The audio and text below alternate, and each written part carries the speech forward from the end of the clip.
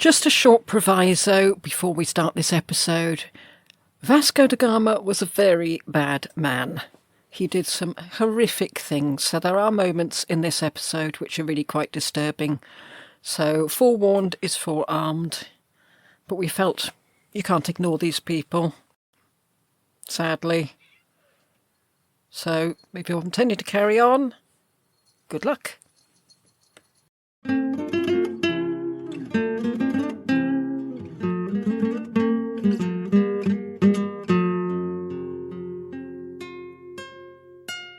Hello, I'm David. And I'm Lucy. And welcome to Tudoriferous, the podcast examining lives in the Tudor era. And today we're doing a Tudor Cameo episode, so we're not rating them, we're simply exploring a life in the past. I was about to say, enjoying, weren't you? Yes, and then I remembered who we were doing. Yes. Because today... It's Vasco da Gama, I'm afraid. Yeah, I've been warned about this. No spoilers. I've just been warned that this may be an episode where we must confront the uncomfortable aspects of the past. As opposed to all our other episodes, but this one's especially bad. Yes. Yeah, now we've done King Zhao, and next week we'll do King Manuel. Mm-hmm. Vasco da Gama is our rather evil-tasting sandwich filler in the middle. Our Portuguese sandwich, don't ask what's in it. Vasco da Gama was King Manuel's second choice. Mm-hmm. He had originally chosen Vasco's brother, Paulo, but Paulo said he was too ill to lead an expedition, but he did agree to go under his brother, which seems an odd sort of illness to me. I mean, if you can get on the boat and stay on the boat, you can probably lead it. Maybe it's one of those, oh no, I don't want to be the leader of this expedition in case it goes badly wrong, and then I will be very ill when my head comes off. Yes, I'll end up like Bartholomew Diaz and nobody will even remember me. It's not known why Manuel chose Vasco da Gama, because he isn't in any records, so he doesn't seem to have had an illustrious seafaring career. And at the time of his appointment, he was on a charge for violent behaviour. Oh. So if they were looking for someone who could approach foreign potentates with diplomacy and tact, they'd very much chosen the wrong man. Start as you mean to go on? Yes. It's a bit like the Columbus voyages. The first one, not too bad. Well, no, pretty bad. Quite bad. Actually, unlike the Columbus, it starts at a very low line and gets lower. Lisbon had changed in the last few years since African exploration had really kicked in. 15% of the population was black, which sadly doesn't mean it was a vibrant multicultural society. No, that was a bit of wishful thinking. It just means there was a lucrative trade in enslaved people. But ironically, given what would happen later, the city was benefiting from the skills and the knowledge of the Jews who had been expelled from Spain and sought refuge in Portugal. So they're really handy people to have around. This can't be during those 8 months they were allowed to stick around. They must we'll have find been out next week. King Manuel has a different policy. Oh, good. King Manuel, Manuel, considered this expedition to be of the utmost importance. He paid da Gama and his brothers huge sums of money. He raised the wages of the sailors and paid some of it up front to provide for their families. There was enough food on the supply ship to last for 3 years. And there were 20 cannons on board, which doesn't bode well for the diplomatic nature of the voyage. Mind you, if you've been eating the 15th century version of preserved food in the 3rd year, which, let's be honest, that's going to mean quadruple baked and covered in salt, that's going to be pretty unpleasant by the 3rd year. It doesn't last for 3 years. No, it goes off really quite quickly. Oh. The skilled craftsmen went in 2 by 2 in case one of them should die on the journey. Good foresight, really. There are priests to lead mass and conduct funerals, also good foresight. Musicians are employed to jolly the sailors along with sea shanties. On a less light-hearted note, the brawn of the crew was made up by convicts, enslaved people, converted Jews, and orphans. I know that orphans probably doesn't mean, like, 8-year-olds. No, that's what you're seeing. I'm seeing Oliver Twist. Yes. I don't think I'd go up to Vasco da Gama and say, please, sir, can I have some more? I think you'd find yourself lobbed overboard. Oh. Voyage number 1. 4 ships set out on the voyage, captained by Vasco da Gama, his brother, and 2 of his cousins. So we're keeping it in the family. Mm-hmm. How was the voyage to be funded? Well, gold was pouring in from Guinea. And when Manuel married Isabella of Spain, as we'll see next week, the Spanish stipulation for the wedding was that he should expel all the Jews who wouldn't convert out of Portugal. So he was able to confiscate all their possessions. Oh dear. Oh yes, this is the first of Isabella and Ferdinand's children that he married, but not the last. We'll tick off all the weddings next week. Yeah, that's also keeping it in the family. They set off in the summer of 1497 on a day considered auspicious by the court astrologers. And there was a religious procession down to the sea, and then men received confession before they left. It seems to be a bigger event than poor Bartholomew Diaz was given, where he just sort of set off. And I hope these confessions cover the future voyage, because they're going to need it. Can you get confessions in advance? Not sure. You're really not supposed to. That's what indulgences are for. Yeah,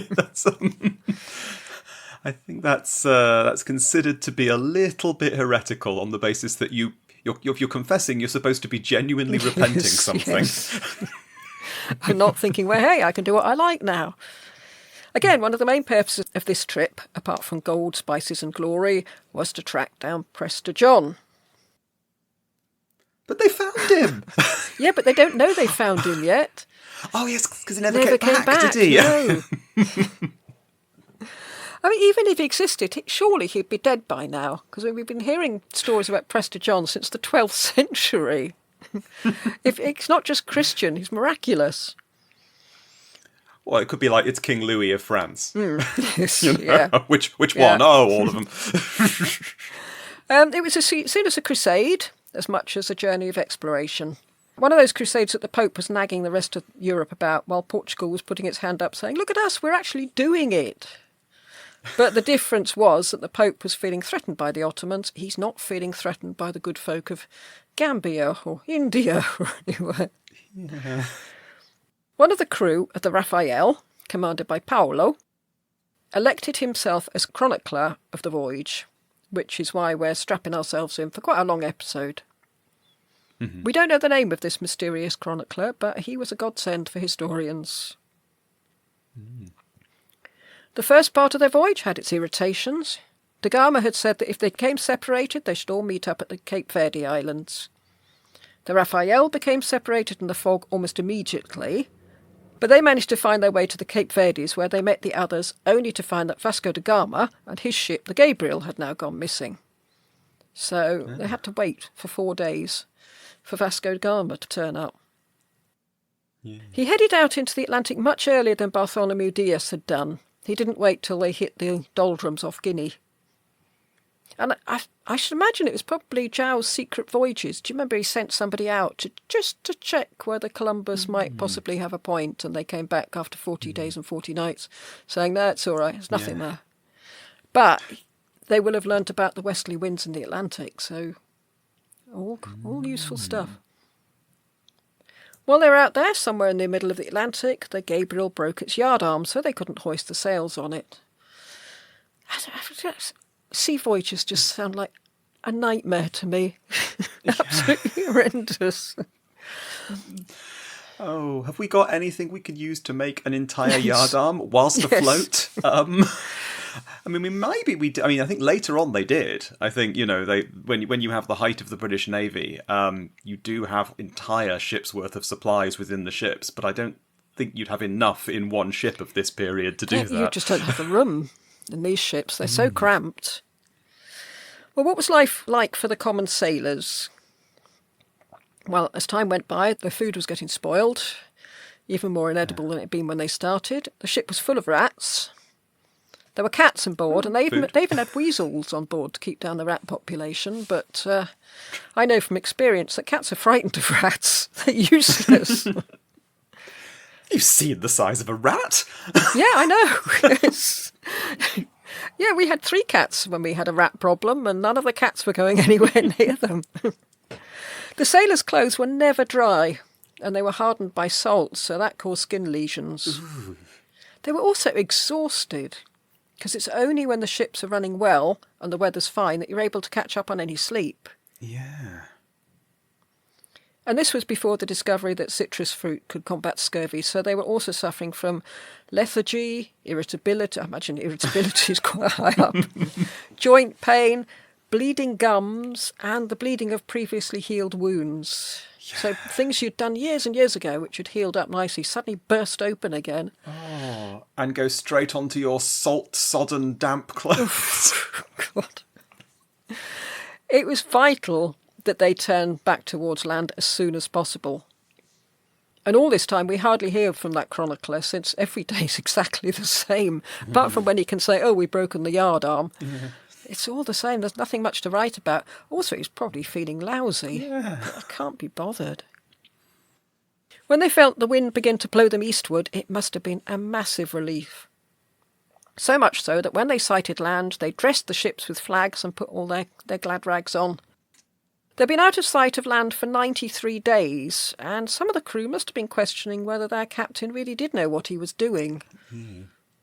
Columbus's first voyage had taken 37 days. Oh.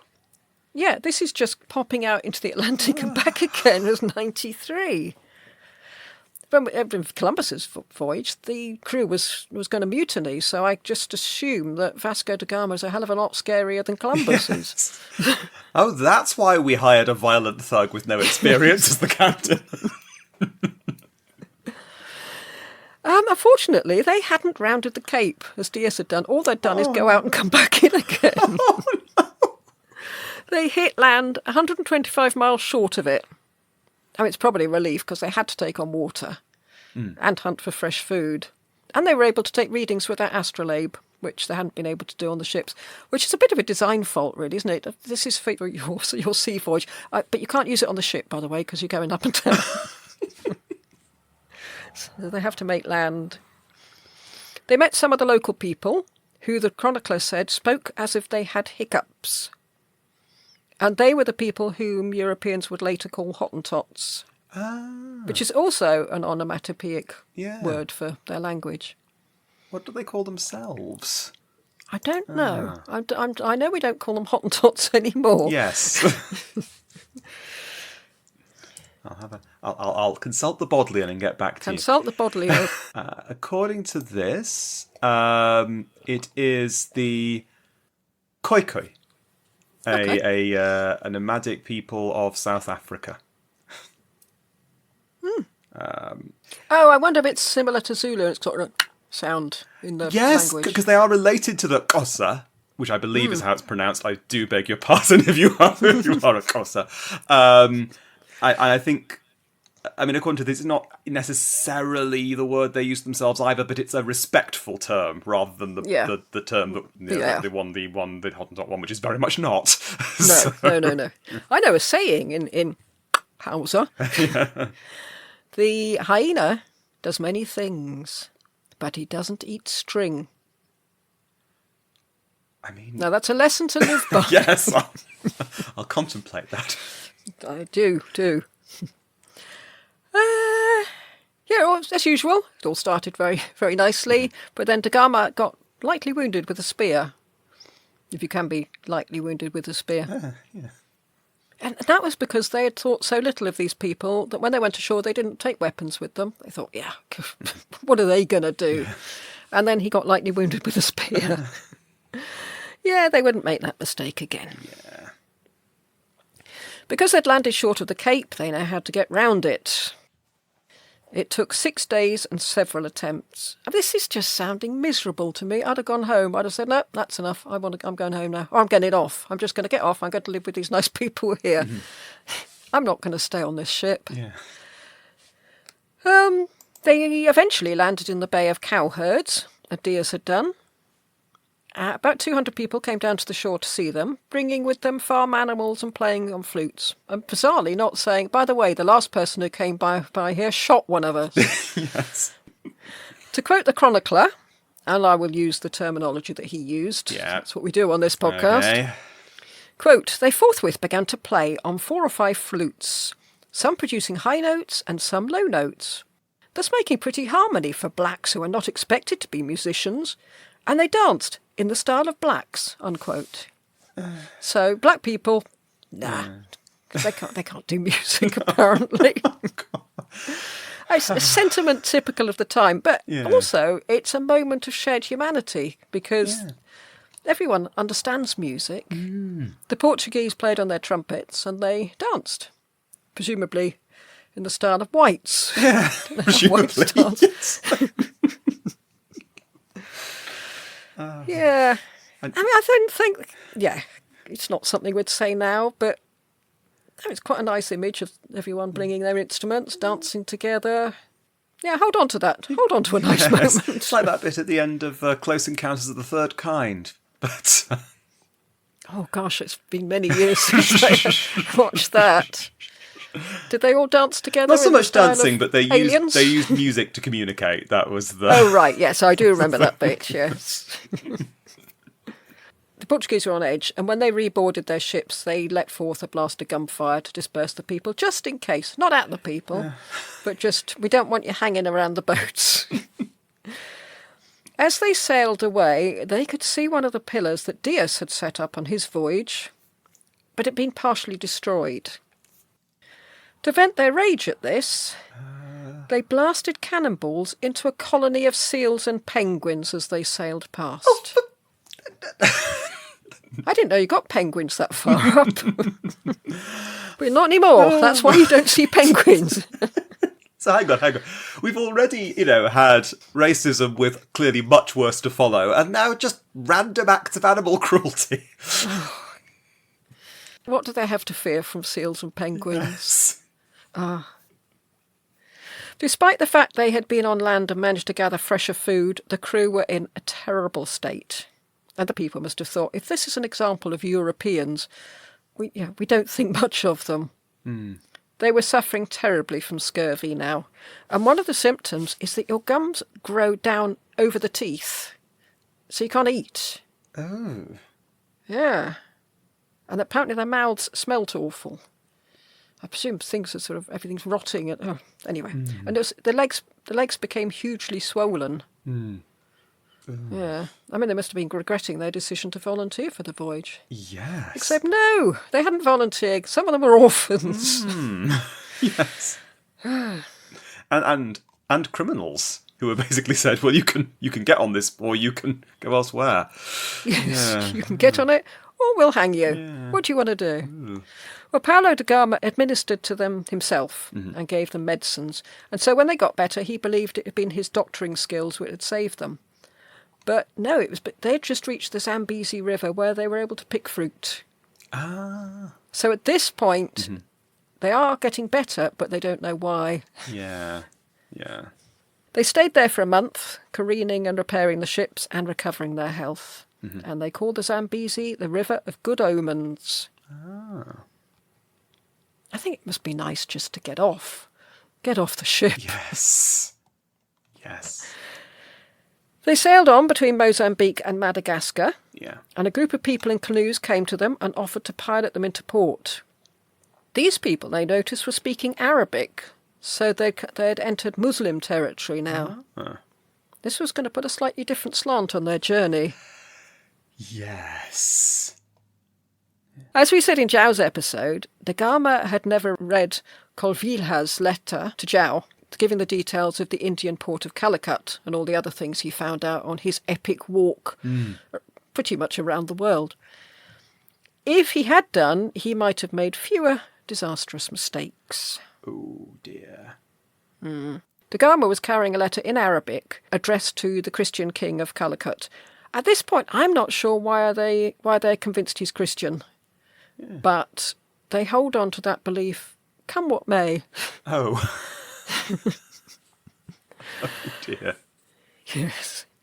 The Indian Ocean is a big place, and its prevailing weather system is the monsoon winds. Oh, that's perfect for one of the boats they have in this period. Yes. Well, it's relatively safe, at least at this era, since no one country had dominion over it. So you're safe from people. You're not safe from the weather, but you're safe from people.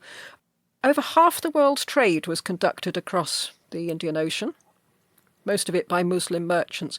And this was very different from the way the Portuguese, and other Europeans, not just Portuguese, saw the way trade should be done. Europeans felt they'd failed if they didn't create a monopoly on trading in that area. The Indian Ocean was a network of lots of trading communities. They didn't carry weapons because they didn't have to, because it was open to everyone. I'm making it sound like an idyll. I'm sure there were disputes. Yeah. And there were definitely pirates, but yeah, it's a nice idea that everyone can trade. Yeah. When they reached Mozambique, they found themselves in a different world, with thatched, well-made houses and mosques. Sumptuously dressed Muslim traders came on board the ships and chatted with the Arabic interpreters. I mean, little were they to know that the Portuguese weren't normal traders. No. They intended to take over the whole trading setup in the area. Yeah. As we saw with Columbus, the really good stuff, the gold, the jewels and spices, were always just a little further along. Yeah. And so, they were told, was Prester John. Oh. He governed several cities along the coast. The chronicler said, quote, "We cried with joy and prayed to God to grant us health so that we might behold what we so much desired," unquote. But again, that which they so much desired was always just a little further on up the coast. Keep going, get rid of them. Keep going, keep going. Yes, I know exactly what you want, but it's not here. Yes. What they didn't initially realise was that they too were assumed to be Muslim traders. Rather than stick up for their faith, the Gama told the other traders that they came from a country not far from Turkey. Yeah, so much for the crusade. Also, they hadn't expected the area to be so wealthy. Because what they brought to impress the locals was just tat in comparison. And the Portuguese themselves must have looked singly unimpressive, since they were still emaciated and still carrying the scars of their scurvy. Oh, dear. Yeah, any talk of, "we come from the rich and powerful land called Portugal," I mean, it must have sounded ridiculous. Yeah, that and the fact that one of their ships had run aground entering the harbour, they weren't cutting a very impressive figure. On March the 10th, they sneaked away to a nearby island to conduct mass in secret. Oh. One of their pilots ran off and presumably told the Muslim traders that strange things were going on over there, and the Portuguese had to move on. See, they're running away from the fact they might realise, hang on a minute, you're not Muslim. However, the winds were not in their favour. When they tried to sail away, they were blown back to the island. And since there was no water, they had to go back to Mozambique, which they did under the cover of darkness. But their one remaining pilot, whom they'd tied up to stop him escaping, refused to show them where they could get water. So, their cover blown, they ended up in a battle with the locals. The Portuguese fired cannons, the locals ran for it. Da Gama grabbed some water and some hostages, and they just made a run for it. And I don't think this shambles was what Manuel had in mind when he sent Da Gama as a representative of Portugal. No. Go and fly the flag. Do we use flags like that? Not quite yet. Da Gama and his crew weren't overly worried, because they were heading north where Prester John's Christian cities were. By Palm Sunday they had reached Mombasa, where they went ashore to hold mass. 2 men were invited to see the Sultan, and while they were there, they were delighted to see an image of the Holy Ghost. Oh. So verily they were in the land of Prester John. Hey. It seems that although they knew about Islam, they had no idea of the existence of Hinduism. They were easily able to put a Christian slant on any Hindu images they came across. Wow, there's some Hindu images I'd love to see how they did that. During the night, the Gabriel slipped her anchor and bashed into another boat in the harbour. And at dawn, they saw what they took to be a shoal of fish, and in fact it was a group of men swimming. And when they reached the ships, they cut the ropes. So it was time to move on again. That's quite a forcible way of saying, right, off you go, come on. Yes. You've already broken one of our ships. Mm-hmm. Time to leave. By this point, the crew was so exhausted they were too weak to pull the anchor up on one ship, and they just cut it and let it fall to the seabed. Mm-hmm. They were better since oranges grew in that area. Ah. But it's just an incredibly hard life. Yes. Even getting better is hard going. Yes.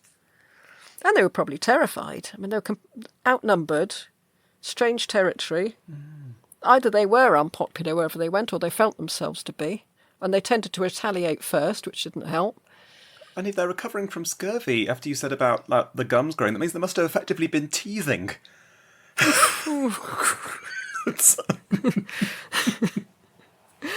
have to have, what would they call those things I used to give the kids when they were baby? Bicky pegs, yeah. That was it. I have to give them bicky pegs. They were taking hostages in the hope that someone would tell them where Prester John lived. By April the 14th, they had reached Malindi. Their whitewashed houses reminded them of home, and the Sultan invited them ashore, but da Gama, always wary, said that his master had forbidden him from stepping on land. The Sultan asked the name of his master and wanted to send a letter or an ambassador to him. And I have to say that all along the coast, the Sultans come out of this very well. Yeah. They're polite, they're gracious, they're very accommodating. They seem quite charming people. Yes. And it was here that some Christians came aboard. They were shown a picture of Christ on the cross, and they prostrated themselves in front of it, shouting, "Christ, Christ." And the Portuguese were delighted to have found some Christians at last. Hey. But the chronicler wrote, quote, "These Indians are tawny men. They wear but little clothing, and they have long beards and long hair, which they braid. And they told us they ate no beef," unquote. So from our standpoint, we might assume that what they were actually shouting was Krishna, Krishna. Oh, yes, that would make more sense. Not Christ, Christ. But the Portuguese were happy. And they actually had quite a nice time there. They had parties and music, and they didn't kill anyone. Oh. I mean, it's the best you could ask, I think. They did take someone hostage, though, so he could act as pilot. 24th of April, the winds changed and they set off across the Indian Ocean. And they actually crossed it quite quickly, approaching the other side in 23 days. The monsoon then hit, so they were very lucky. They just got across in time. Just through the rain, they could make out the Malabar coast. And they've been away for 309 days at this point. And it must have often occurred to the ordinary sailors at certain gut-wrenching moments. At some point, they were going to have to turn around and do the entire journey back again. Honestly, these sultans have been so nice. Could we just go back through the Ottoman Empire? They might be quite nice to us. I think that's what I'd have done. I think this other bloke managed to walk here. That's what I'm going to do. People came out to see them, not just because they were people they'd never seen before, but mainly because only an idiot would be out sailing in the monsoon season, and they wanted to see these idiots. The following day, da Gama sent one of the convicts ashore. He usually sent convicts. I think they were expendable. But this unknown man was the first Portuguese ever to step off a ship onto Indian soil, having sailed all the way there. I don't know his name. Don't know anything about him. The man was taken to 2 Tunisian merchants who spoke Castilian. It must be like someone visiting Mars and discovering that they speak French or something there.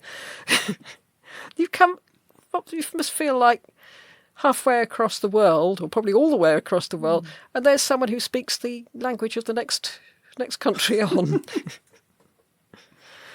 They knew a lot about Europe and asked why the kings of France, Venice or Spain didn't come there. And the convict replied that the Portuguese king wouldn't allow it. Good answer. So, yeah, I thought. One of the Tunisians offered to act as a guide, because he apparently had a soft spot for Portuguese, which is odd given that João had conducted his holy war in North Africa, but that was Morocco, so maybe that didn't count. Yeah. In Calicut, Hindus and Muslims lived in harmony. Well, the Portuguese would soon put a stop to that. The Gama was already on edge. Quote, "It is not my intention to remain long on shore, so as to give the Muslims the chance to plot against me," unquote. He's either very paranoid or he's quite sensible. It sounds like paranoia, but there are just a few of them in a foreign country all by themselves. On 28th of May, the Gama and 12 men, including the chronicler, luckily for us, put on their best clothes and, accompanied by trumpets, they went ashore. And luckily, the Gama was very friendly to the practically naked, long-haired men who greeted them with their swords drawn, since he took them for Christians. The Gama was hoisted onto a palanquin, sort of covered litter, sort of sedan chair type thing, and carried by 6 men at a run to Calicut. As they went by, they were joined by an increasingly large crowd, and the Gama must have been extremely wary by that point. Still, luckily they're all Christians. Oh, yeah. As they entered the city, they passed a, quote, large church, unquote. The Portuguese, seeing that inside there was a statue, said it was Our Lady, and the Gama knelt down and prayed before her. The chronicler said the walls were painted with saints, although I wondered whether he was confused at all why some of them had so many arms. Oh, that's a saint we've not come across before. It's probably Bosch. Yes. Person with a head like an elephant. Yes, definitely Hieronymus Bosch. The crowd is huge by this point, and several people were injured in the squash. But the Portuguese managed to make their way to the Great Hall, blaring trumpets and bagpipes to get the people out of the way. I thought, yeah, that'll do it, shouldn't it? They entered, quote, a great hall surrounded by seats of timber, raised in rows, one above another, like our theatres, the floor being covered with a carpet of green velvet, and the walls hung with silk of various colours, unquote. And there before them sat Prester John.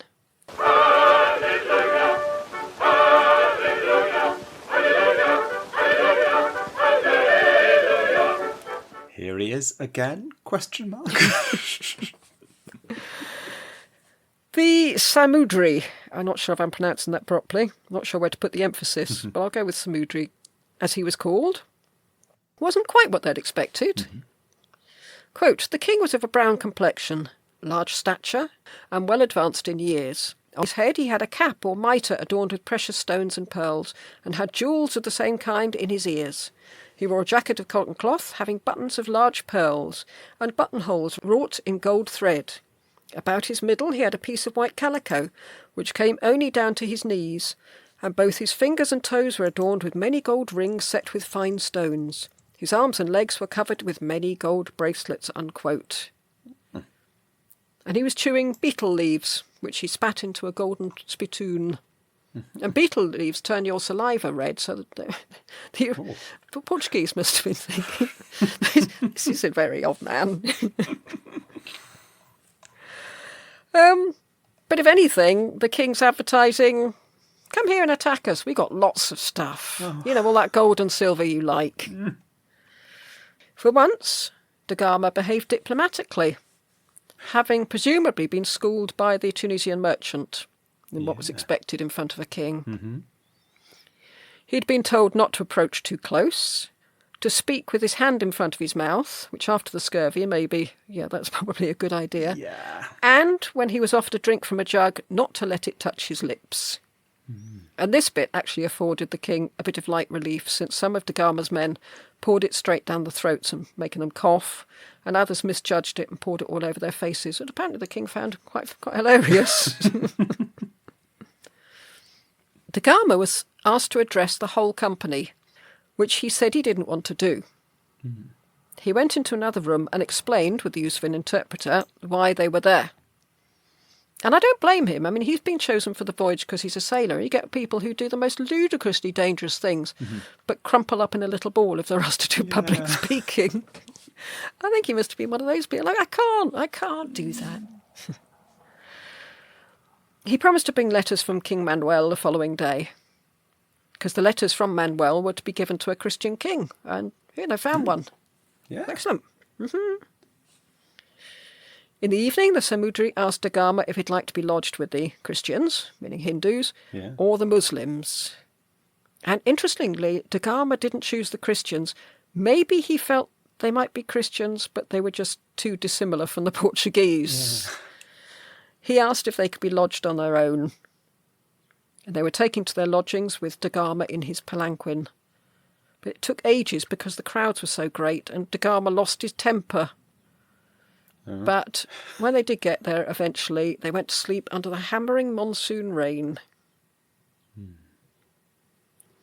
The next day, Da Gama went to take the Samudri his gifts. Those gifts had been ridiculed in Mozambique. 12 pieces of striped cloth, 4 hoods, 6 hats, 4 strings of coral, 6 hand-washing basins, and casks of sugar, honey, and oil. When the Samudri's official saw the gifts, he refused to take them to the Samudri. Quote, "The poorest merchant from Mecca or any other part of India gave more. If you wanted to make a present, it should be gold," unquote. Yeah. He even brought in other merchants to laugh at the stuff. Oh. Come on, get in here. Come and look at this. I can imagine Da Gama saying to the chronicler, "Yeah, you don't have to write down this bit." Stop writing! And by this point, it seems some merchants had brought news about how the Portuguese had behaved in Africa. Da Gama was asked to talk to the Samudri in person to explain that his king would give him more later. We have got posh stuff. We'll bring it later. But it seems that the merchants from Africa had gone to the Samudri and told him that Da Gama was a pirate. The Portuguese had to wait. The chronicler said the crew passed time in singing and dancing to trumpets. They must be fed up with those damn trumpets. I think you could have enough of a trumpet. But Da Gama was pacing the floor and getting more and more irritated and uneasy. The next day they were kept waiting for 4 hours, which didn't help Da Gama's mood. And they were told that only Da Gama and 2 others could see the Samudri, which rang alarm bells. They thought, why are we being separated? The Samudri bombarded Da Gama with questions. Why didn't you come yesterday? Where are my gifts? Where was the letter from the Portuguese king? And Da Gama doesn't seem to be very good at thinking on the hoof. He just sort of blustered. Couldn't think of anything to say. He had got the letters from King Manuel, however, and then they hit the problem that the so-called Christian interpreter they were relying on, because they didn't trust the Muslim ones to read it properly, he couldn't read. The Samudri did at least give them permission to sell their wares, and then he dismissed them and never summoned them again. So they've come a long way to be told, yeah, you can go now. I don't want to see you. No. The status of the Portuguese had plummeted since they had arrived. For the journey back to the ships, Da Gama demanded a palanquin, but they were quite reluctant to give him one now. We thought you were someone special. They suggested he ride a horse with no saddle instead. But he was lucky. His crew had to go on foot and they got lost in the rain. They eventually found Da Gama resting in a house. They were given supper, which the chronicler said they practically ate in their sleep. They were so exhausted. It's a good chronicler. I mean, I'm not saying morally I don't know what he's about to do. I mean, those little details are really effective to get across how it was like. Yeah, this one, I don't know his opinion of what's going on. The next one is thoroughly shocked by it all, which is quite gratifying. Well, there was the usual lack of communication about the ships. Da Gama asked for boats to get him and his men back to the ships. The official told him to bring the ships closer to the coast. Da Gama was afraid that this was a trap. The official was afraid they'd run off without paying customs. So the men were kept under armed guard on the shore. The chronicler describes how they felt, quote, "We passed all that day most anxiously. At night, more people surrounded us than ever before. We were no longer allowed to walk in the compound, but confined to a small tiled court. We were quite expecting that on the following day we should be separated, and that some harm should befall us. For we noticed that our jailers were very much annoyed with us," unquote. I should imagine they're very annoying. Yes. if you play those trumpets and bagpipes one more time... But the following day, inexplicably, everything was fine again. They were told they should land their stuff to be traded. What Da Gama hadn't realised was it was the law that every ship on its arrival had to land the merchandise and the crew straight away, and that they couldn't board their ships again until it had all been sold. So every time they come across something like this, they think, well, it's just us, they're picking on us. They don't seem to realise, no, this is the custom, this is the law. Yeah. That's why it's called customs, because it's the custom. Yeah. They were being guarded because they'd broken the law. They were criminals, effectively. Yeah. Da Gama sent a message to his brother to send some of the stuff, but not all, since they might need it to trade on their way home. The chronicler wrote, quote, "At this we rejoiced greatly and rendered thanks to God for having extricated us from the hands of the people who had no more sense than beasts," unquote. So it's nice to see them trying to assimilate with the locals.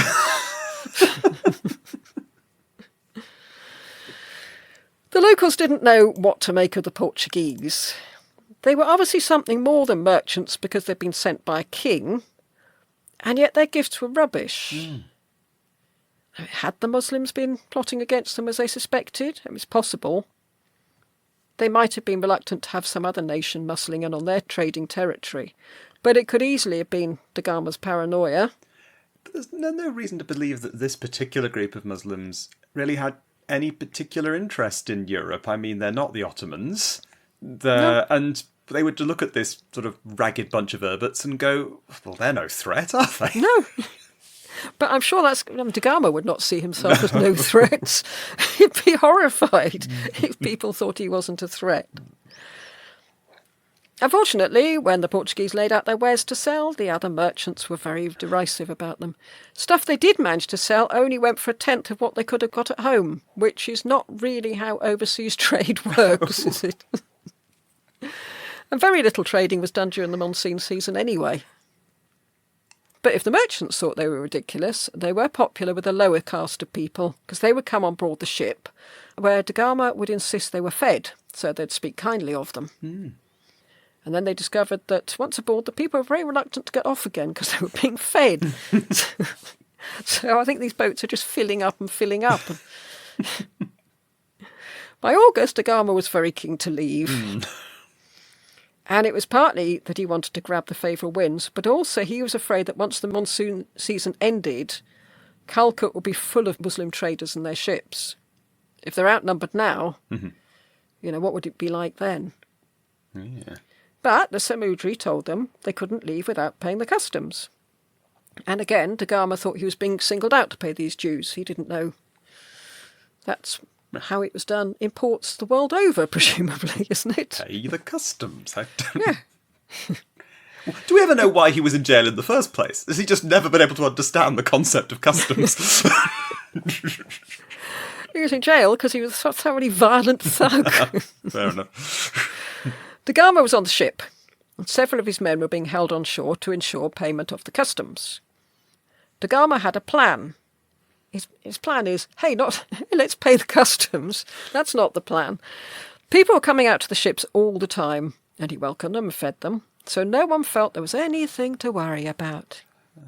But once, when people came aboard, including 6 people of quality, he kidnapped some of them, sent the others ashore to say, you only get your people back when we get our people back. And this did work, and the Samudri wrote a letter to King Manuel saying, Vasco da Gama, quote, "A gentleman of your household came to my country, whereat I was pleased. My country is rich in cinnamon, cloves, ginger, pepper, and precious stones. That which I ask in return is gold, silver, coral, and scarlet cloth," unquote. I wondered if he put the last 2 items in just to appease Da Gama, because he'd brought that stuff and been laughed at for it. He also allowed Da Gama to put up one of his stone pillars, evidently not understanding the implications of that. Because that means, right, that's mine. Oh dear. Some of the hostages were swapped from a rowing boat, and the next day Da Gama said, if you bring me our merchandise, I'll swap the remaining hostages. The people of Calicut agreed. But Da Gama broke his promise, and instead of waiting for his stuff, he just sailed away with the rest of the hostages. I think he realised, actually, paying the customs is going to cost more than we're going to make on that stuff we're getting 10%. Yeah. I think he must have done a few sums and thought, hang on a minute, no, we just need to go. Yeah. Okay, bye. And he also took the Tunisian interpreter, who had asked to go with them since he now feared for his life, because he'd been ostracised because he'd helped them. Oh, gosh. He's probably quite happy living in Calicut before they turned up. You've ruined my life. The best you can do is get me somewhere else. Yes. The Samudri was furious and sent boats to get to Gama, which was quite easy to do since they'd been becalmed a few miles down the coast. Must have been, right, everyone, make this getaway. And then you just gradually grind to a halt. But Da Gama fired his cannons and they dispersed. But Da Gama was buzzed by these boats all along the coast. And he had to stay near the coast because they needed to take on water. So a few shots of the cannon dispersed them for a while, but then they're back again. Yeah. By 5th of October, they put out to sea again, taking with them a Venetian spy. Now, it turned out this spy worked for the Sultan of Goa, and he'd been sent there to see if the Portuguese might be useful in his ongoing battles with rival sultans. Mm-hmm. And Da Gama pocketed that information for use at a later date. It's always useful to know you can divide and rule. Yeah. And this spy had an eventful life. He was actually a Polish Jew who'd fled pogroms from his own country. So he's a Polish Jew who's a Venetian spy in Goa working for the... Wow! That is a life! Yes, he's on the Malabar coast. He works for the Sultan of Goa. And he's now just heading off to Portugal. Yes, it'd be interesting. Not me, but somebody who has access to archives. Find out about that man and write a book about him. Mm. The journey back across the Indian Ocean was a nightmare. It took 3 months of contrary winds or no wind at all, since if Da Gama had known anything about the area, he'd have known that no one travels at that time of year. Yeah. The heat was unbearable. There was a shortage of food and the water was foul. The ships were at risk of breaking apart under the heat of the sun, and it was a constant job to keep the timbers wet. Mm. The first people to die were the Hindu hostages, since as Brahma they were forbidden to eat at sea. Oh. Mm. Oh, that's bad. 30 men died of disease and thirst, and only 6 or 7 men were in a fit state to steer the ships.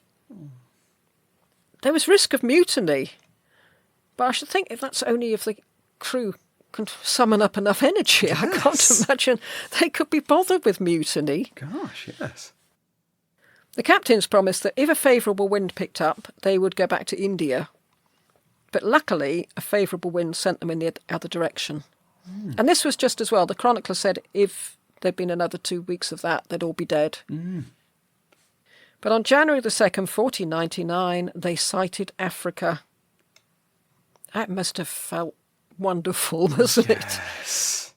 Good heavens. At least they know for next time not to attempt the journey in the monsoon season. Mm. They can tell the relatives of all those dead people. Well, don't worry, because next time we'll do it a different time of year. Yeah. I mean, they've not covered themselves in glory, but it's not full Columbus yet. It's bad, but it's... Well, as they sailed down the coast of Africa, they passed the Muslim port of Mogadishu, which Da Gama sprayed with cannonballs before moving on. Okay. Don't know why. No, just this is a man who expresses himself through violence. Well, at least they'll be able to tell King Manuel that they conducted their own mini-crusade. Yeah. They kept out of the way of Mombasa this time, since they hadn't been very popular last time round. Mm-hmm. They stopped near Mozambique, said Mass, and left the last of their pillars. They reached the Cape of the Cowherds, and then rounded the Cape of Good Hope on the 20th of March, quote, at times nearly dead from cold, unquote. Ooh. Too hot, too cold, too hot, too cold. Yeah. And sadly, the chronicle ends there. Huh. We do hear about the rest of the voyage from other sources, but not in such detail as we get from this chronicler. Da Gama's brother was dying, because you remember, he wasn't very well when he started this trip. It's amazing he's got this far, really. And Da Gama shows great brotherly love here. He handed over control to his pilot, and Da Gama then took Paolo on the Gabriel to an island in the Azores and stayed with him until he died, while the pilot went on without him. So the pilot returned to Lisbon in July, but Da Gama didn't get back until September, so he missed all the homecoming and the big ceremony. And Oh, okay. One tick in the positive column, seems to genuinely care about his brother. yeah, I mean, it's hugely outnumbered by the other column, but it's something. Yeah. Got to take these things where you can. They've been away for 2 years and lost 2/3 of the crew. Oh. But in a way, he was lucky because not many ships survive crossing the Indian Ocean in the time of the monsoon. So, yeah. King Manuel wrote to Ferdinand and Isabella to tell them they'd landed in India and come back with spices and precious stones. Quote, "We are aware that your highnesses will hear of these things with much pleasure and satisfaction," unquote. And Manuel must have had much pleasure and satisfaction sending that letter. Oh, mind you, I mean, that's... Talk about the in-laws from hell. I mean, that's just... He then wrote to Pope Alexander to tell him they'd found the Christian king in India. Right, second voyage. These last two aren't nearly as long as the first one. We skip over most of the actual journey.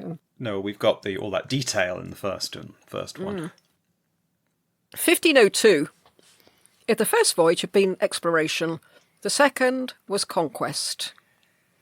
Or to be more specific, to seek revenge on the Samudri. As I said, Vasco da Gama does not like being laughed at. No.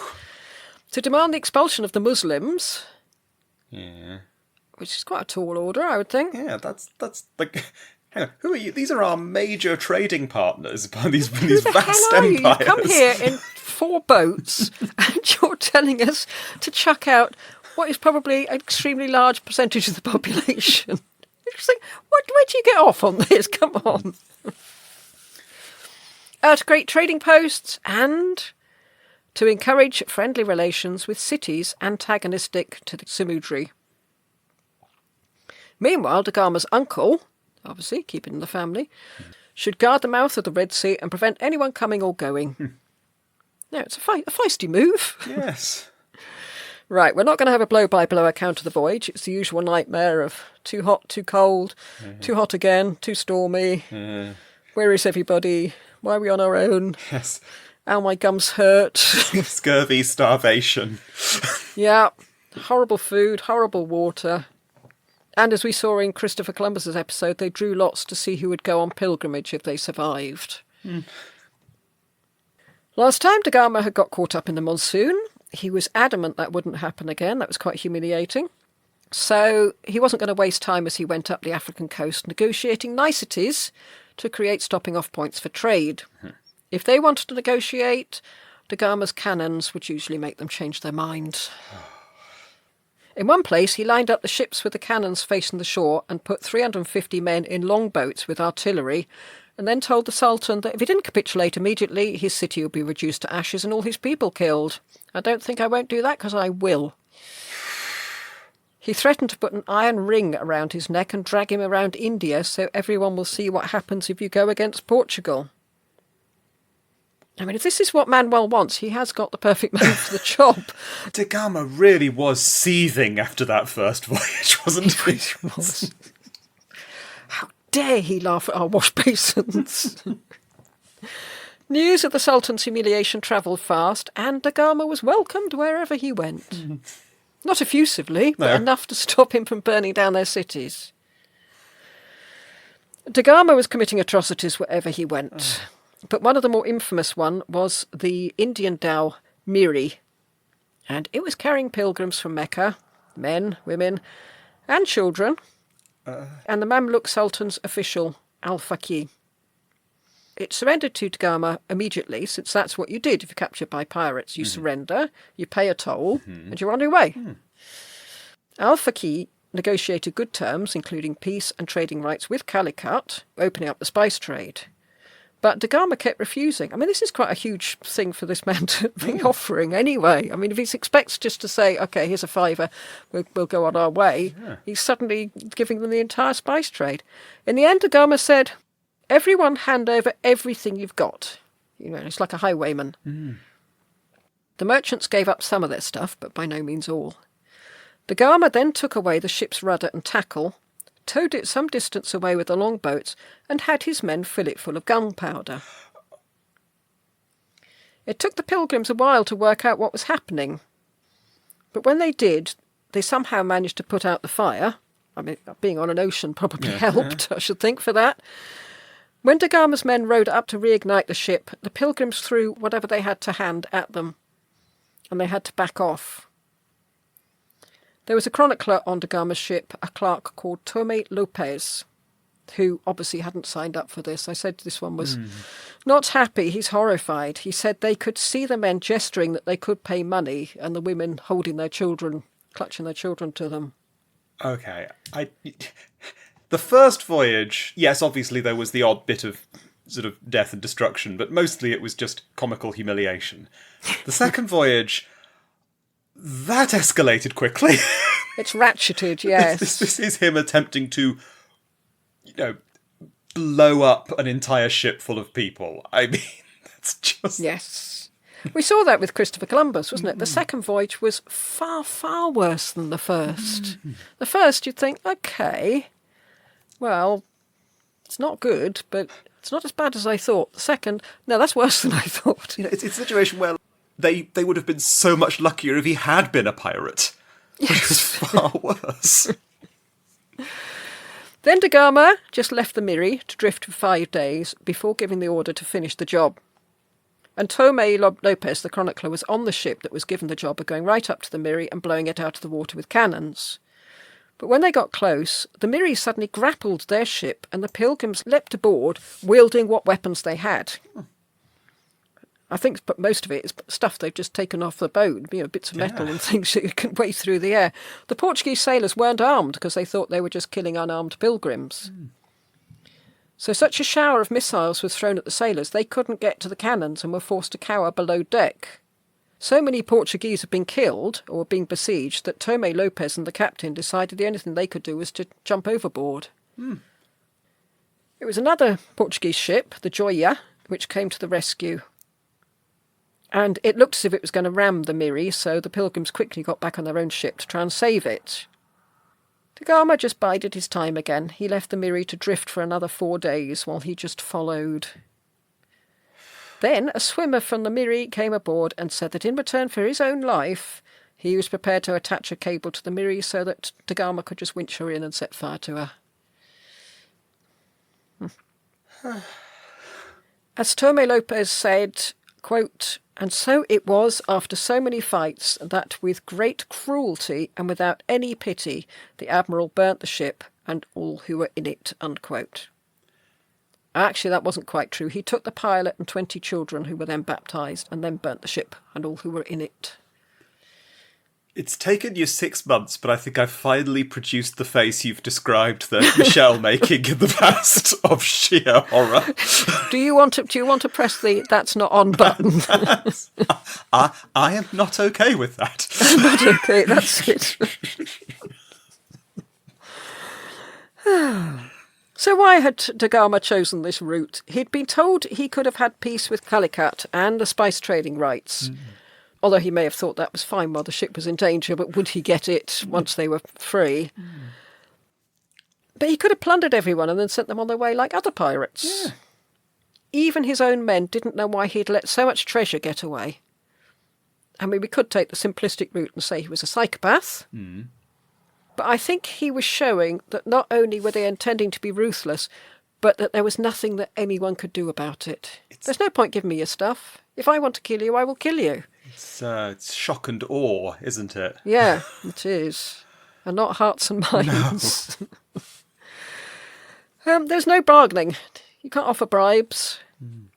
If you're not a Christian, you could expect no mercy under any circumstances. And I know that this shouldn't make a difference. You shouldn't do this anyway. Also, they're pilgrims. I know they're Muslim pilgrims, and evidently the Yeah. Christians therefore don't seem to regard it. But surely they have a concept of pilgrimage. They have a concept of children.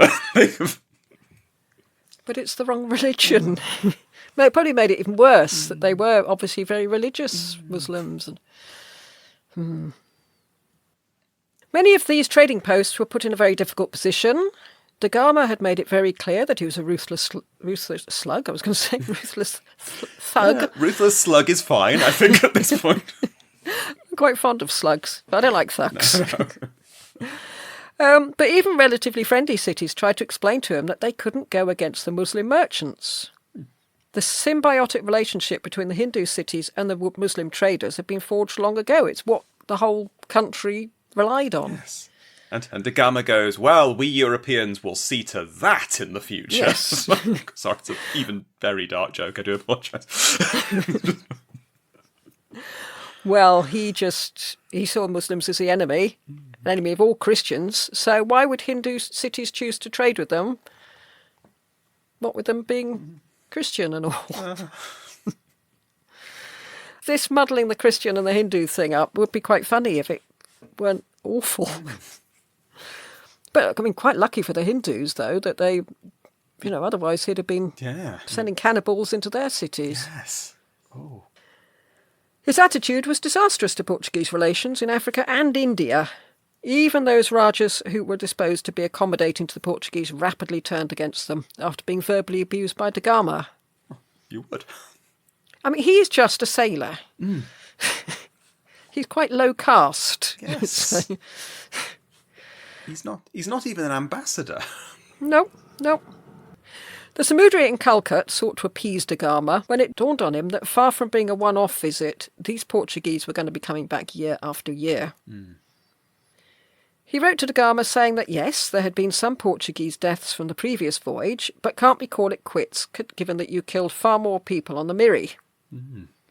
Meanwhile, he was writing to his disaffected vassals, including the Raja of Cochin. He was a vassal who was going against him, saying, look, we need to stand together against these people. If the Portuguese get a toehold here, we're all in trouble. So let's make a pact, as none of us will sell these people any spices. The Raja of Cochin showed this letter to Da Gama.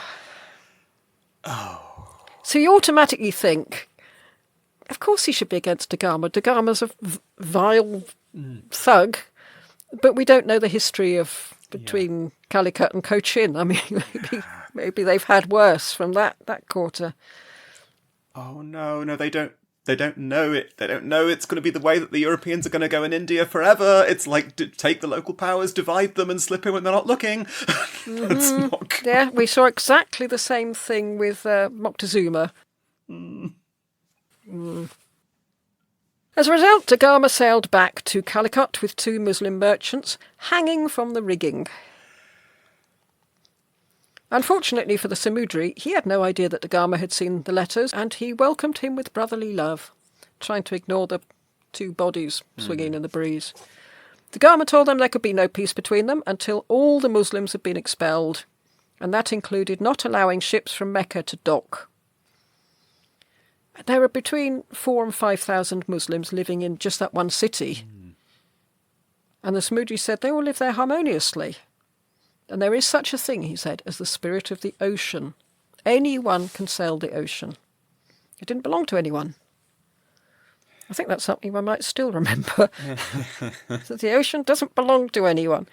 The Portuguese begged to differ, and they snatched several oh dear, what a sentence. They snatched several ships in the area, including a Hindu fishing boat.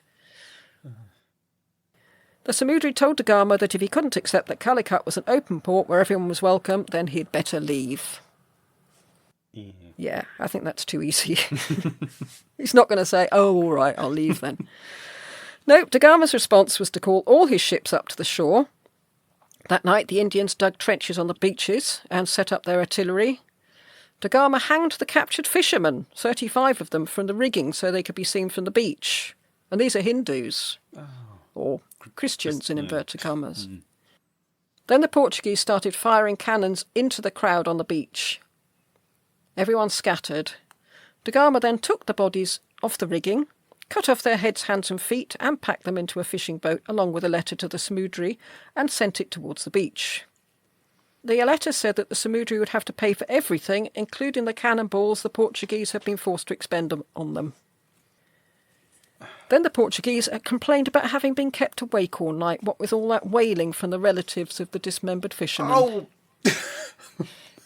They've been blaring out with trumpets and bagpipes all this time, and now they can't sleep because of the crying and the sobbing. And yeah. The following morning, the Portuguese fired 400 cannonballs into the city. I'm amazed that you can actually store 400 cannonballs on these ships. Where are they getting all these cannonballs? I don't know. Then they sailed back to Cochin. Even there, and the Raja of Cochin remained a staunch ally, although a lot of good it did him, the Portuguese were frustrated by the fact that sometimes the spices would be loaded on their ships, and then it would stop, and new terms would have to be negotiated. And it turned out that the Samudri and the Muslim traders were on a deliberate go slow, with the idea that the Portuguese would have to stay until the monsoon season, and maybe they'd get shipwrecked on their way home.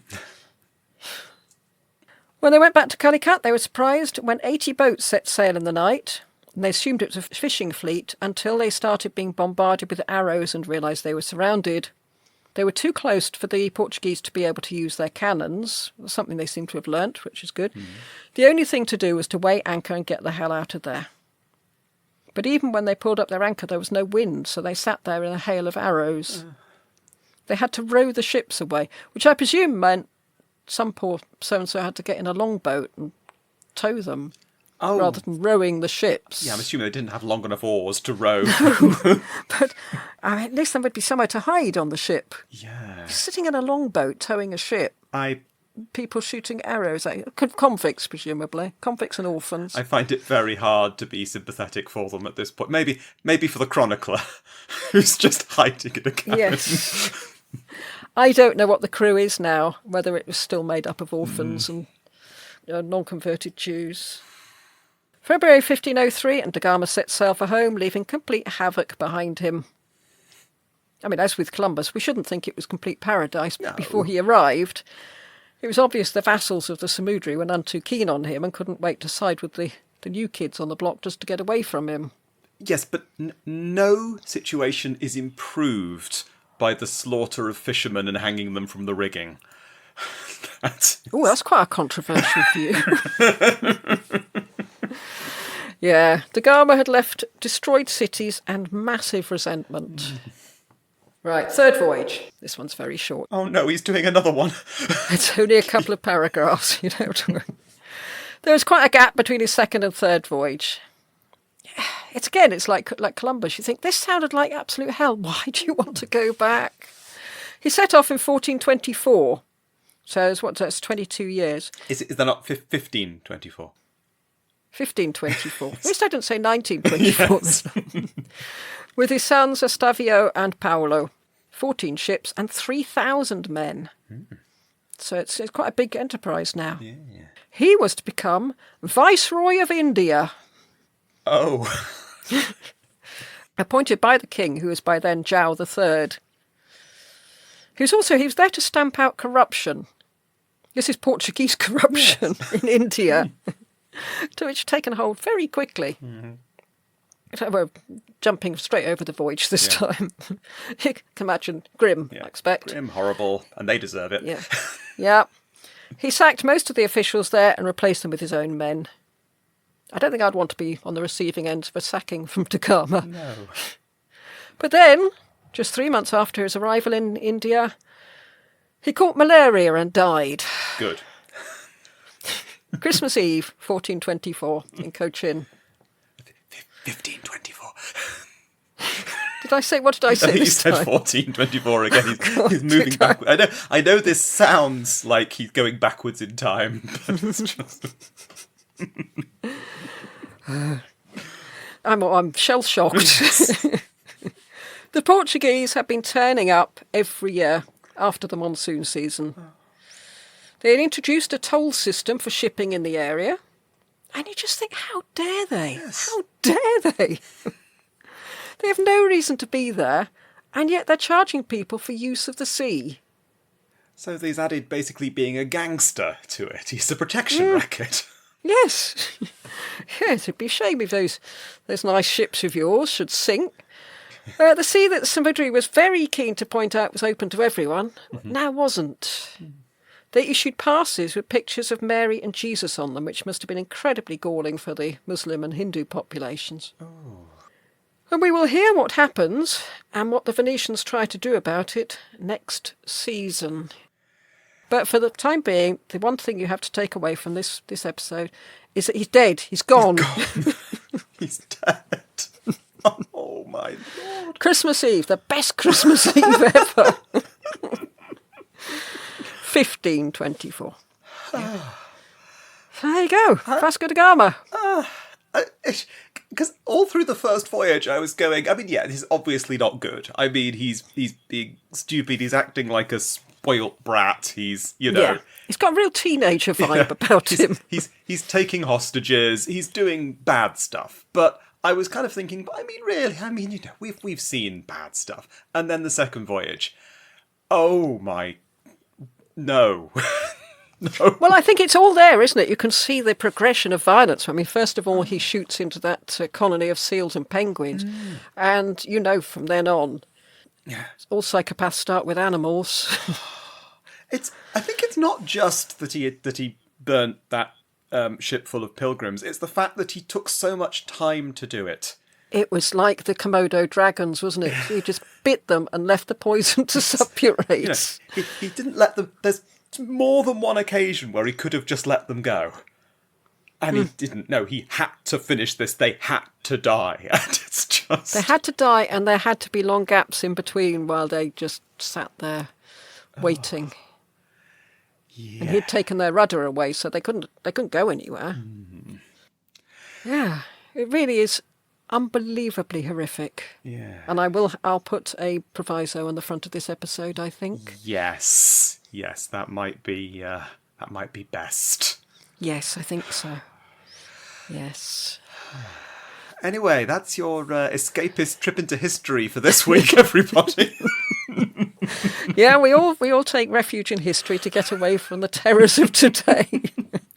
Next week, not so bad. It's all about King Manuel and his crazy marriages. Okay, that's okay. That's just a bit of a soap opera. We can cope with that. Yeah, there's some. Yeah, I mean, as soon as any of Isabella of Castile's family get involved, it gets nasty. Oh. But yeah, it's not on this scale. Anyway, I'm beginning to yearn for the Mad War again.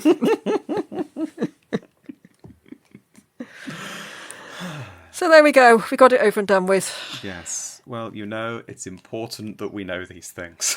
It is. Yeah. We can't only do the nice people, because otherwise we'd only have a couple of episodes. Yes. We'd be doing some artists. Yeah, some artists. We'd be on the Stuarts by now. Like we promised in the very first episode. Yeah. Yeah, that's not going to happen. I can tell you that now. Not going to happen. A little while. There's a lot. There's a lot to cover. Okay, so don't have nightmares. And goodbye. And goodbye.